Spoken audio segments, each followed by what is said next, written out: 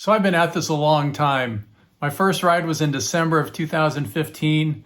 I drove for 5 hours in Sacramento, made $100, and I thought, wow, this is pretty great.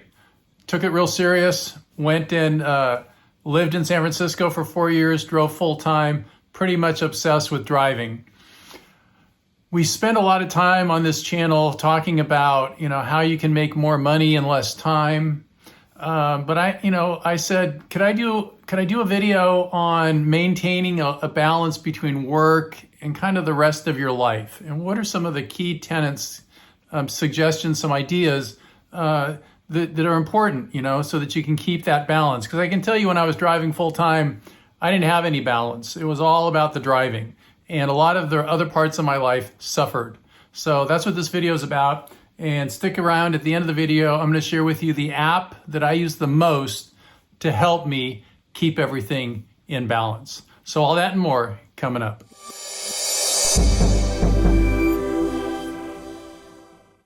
Hey everybody, it's Jay Crater with the RideShare Guy. It is 9:30 on a Wednesday. So top of the morning to you.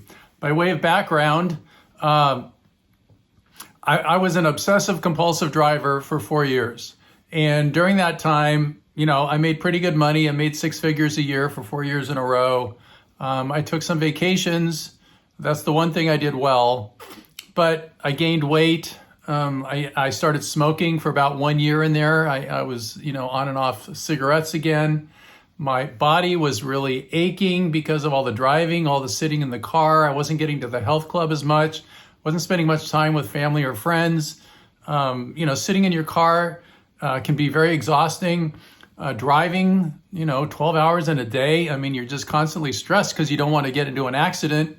So it really, it takes a toll on you, both your mind and your body.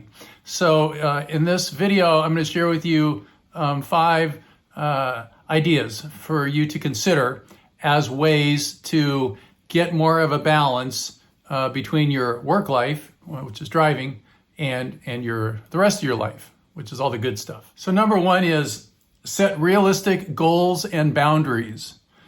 So when I was driving full time, my goal was to make $2,000 a week.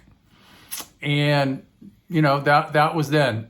Now I'm a little older, a little wiser, and my goal is to work on the weekends when I want to, and to do other things during the week.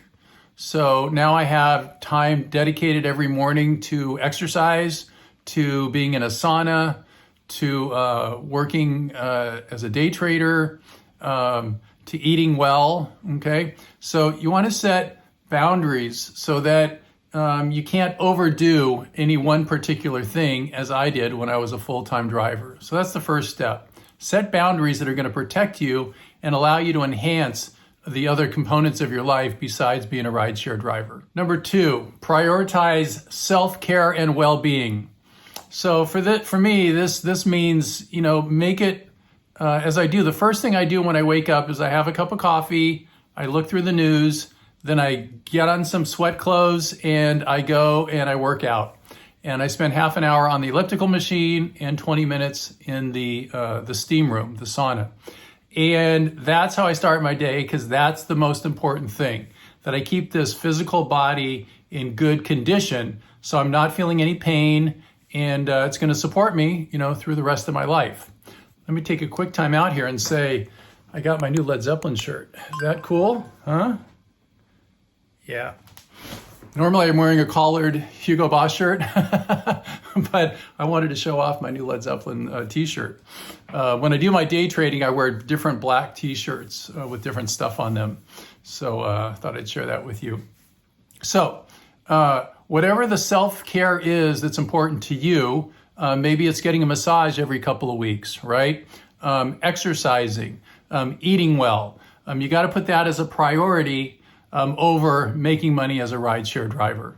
Number 3, leverage technology and apps, okay?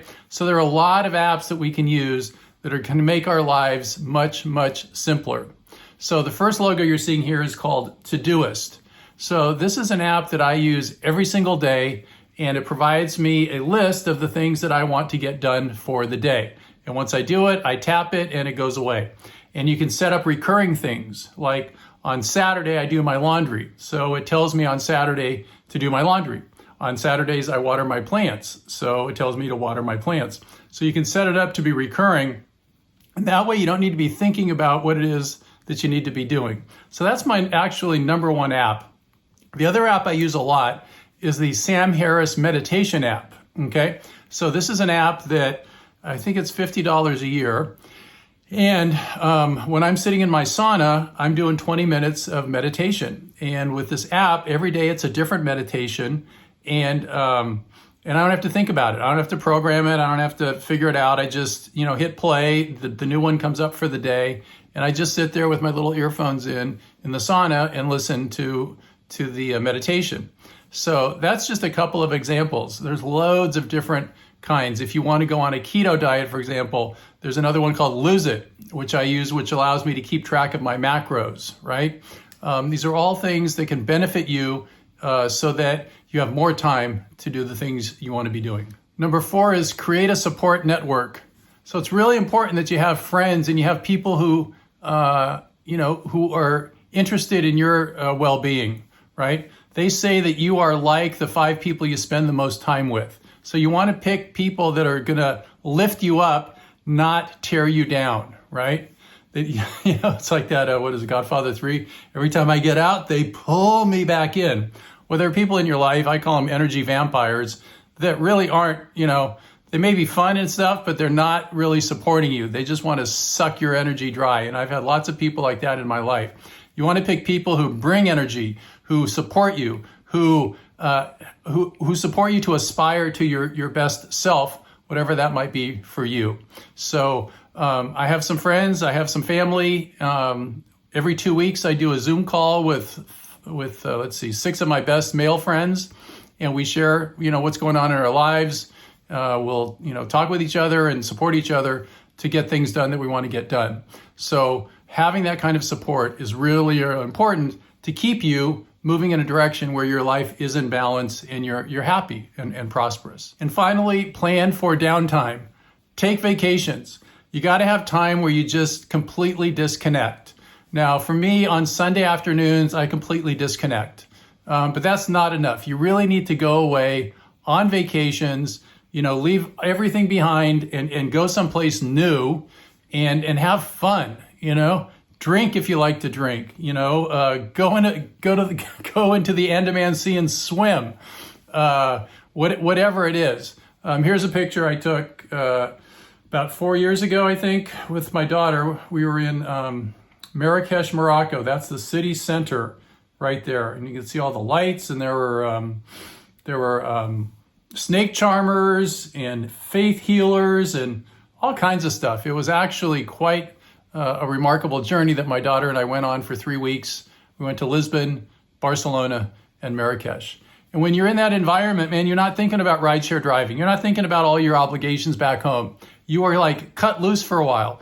And that recharges you, and that gets you kind of excited to go back because you're recharged. And then once you're back home, then you're thinking about when you're going to get away again and take another trip. So the more vacation time you can take, I have found, the more productive you're going to be when you're actually focused on your work, and that'll support the rest of your life. So what are the key takeaways? I know from experience that being a rideshare driver can be mind-numbing and body deadening.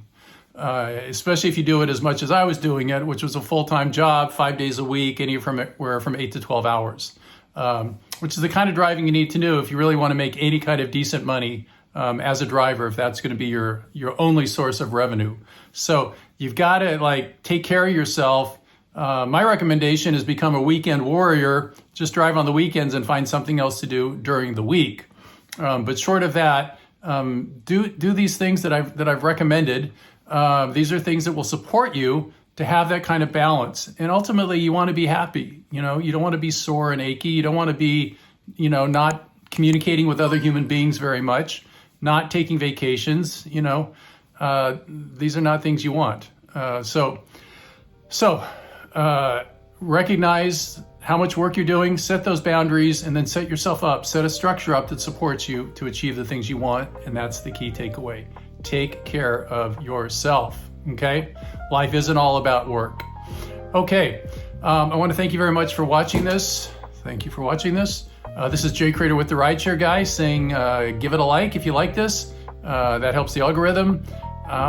Subscribe if you'd like to subscribe and see a video every single day about rideshare driving, about food delivery, about all kinds of things in the gig economy. Go have a great day. Go tell somebody you love them. That'll make their day. Take care of yourself and be safe out there. Bye for now.